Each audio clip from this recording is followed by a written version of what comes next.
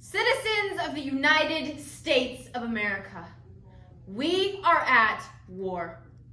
I'm not talking about a war fought with weapons, but a war fought with words. Between the heated 2024 presidential debate or the passionate disagreements on topics such as the economy, the environment, religion, or sports, everyone has a difference of opinion. And that's great. It is a gift that we can have the ability to control the way we think.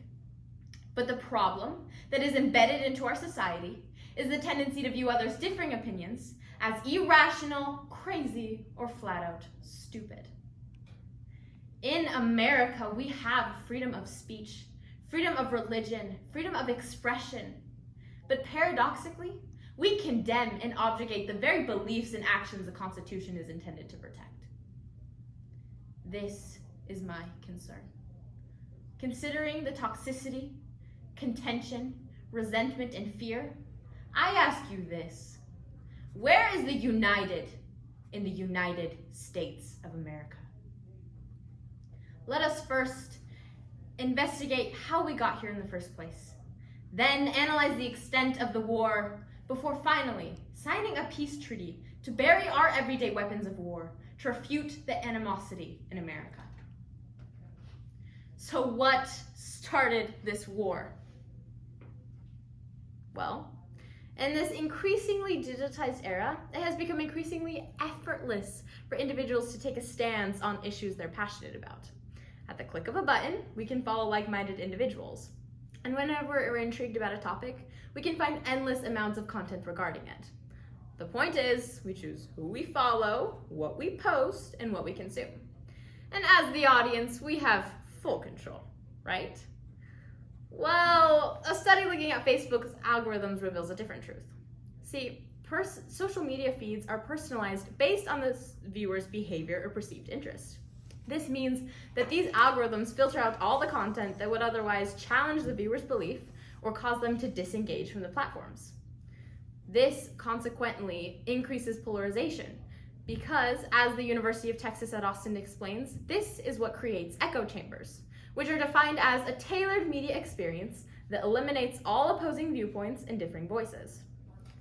This is encouraging selective listening. It is fueling our confirmation bias. And in contrast to what these algorithms believe, the study previously mentioned found that viewers were willing to engage in challenging content. They just were never exposed to it. So social media is definitely a problem because it's shaping our narrative. But from a psychological point of view, it can be found in our human nature. As Klaus Abnick from the National Library of Medicine explains, he conducted a study to find the extent of in-group favoritism and out-group discrimination. He had a red team and a yellow team, where both groups were asked the distribution of resources. And with this, the results were that both groups allocated significantly more money and more resources to the in-group members rather than the out-group members. And Amy Chua, an American lawyer, explains how this can be healthy, but it is when these opposing groups turn into enemies whose purpose is not just to advance their side, but to condemn, provoke, and defeat the other. It becomes a mechanism that destroys our identity as a nation and threatens our democracy. Regrettably, we have taken this to an extreme. Listen, you little wiseark. I'm smart, you're dumb. I'm big, you're little. I'm right, you're wrong. And there's nothing you can do about it. Comparable to Mr. Wormwood, the father of Matilda, there are numerous examples in our society of others belittling their opinions and labeling them to extremes. Stunning statistics from the 2020 American Value Survey show that 8 in 10 Republicans believe that the Democratic Party has been taken over by socialists, while 8 in 10 Democrats believe that the Republican Party has been taken over by racists. We are villainizing each other, but the hate is not just happening between those in Congress. Reporters from CNN Politics provide a statistic that shows violent attacks towards public officials increased 178% during Trump's presidency. And since the January 6th Capitol attack in 2021, a special report from Reuters inferred that this has been the biggest violent political spike in America since the 1970s. This has reached an extreme. And this polarization is ultimately dividing our nation. As military theorist Karl von Clausewitz explains, war is an act of force to compel our enemy to do our will. Though not physically, we are rhetorically forcing one another to feel guilt, shame, or stupidity. But despite our polarization, there is one thing the majority seems to agree on. In the 2023 American Values Survey, it found that 3/4 of Americans believe that the future of American democracy is at risk in the 2024 presidential election. This will change the future of America. As we are forcing each other to feel these feelings, it often feels like there's nothing we can do about it. When someone says, "I'm right, you're wrong," this is deplorable. My purpose in addressing you today is not to tell you to stop all disagreements. That is one, unrealistic, and two, not the proper course of action. What we need to do is disagree better. And ironically, that means by getting on the same page. Let me introduce to you the Peace Treaty. In this treaty, peace stands for peacemaker. This means having the absence of violence and hostility within us. Remember the golden rule: treat others the way you want to be treated. Lead with love, learn to listen, have respect, and increase your standard of communication with everyone you interact with. And believe me, this is hard. But as Norman Shorkoff once said, the more we sweat in peace, the less we bleed in war. Next, E stands for engage. We must engage in challenging content.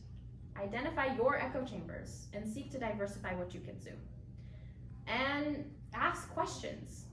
And when you want to challenge an argument, start with your own. And be open-minded, because there is a reason why people believe in what they do. So make sure to try and build those bridges of understanding by engaging in the other side. Next, A stands for accept.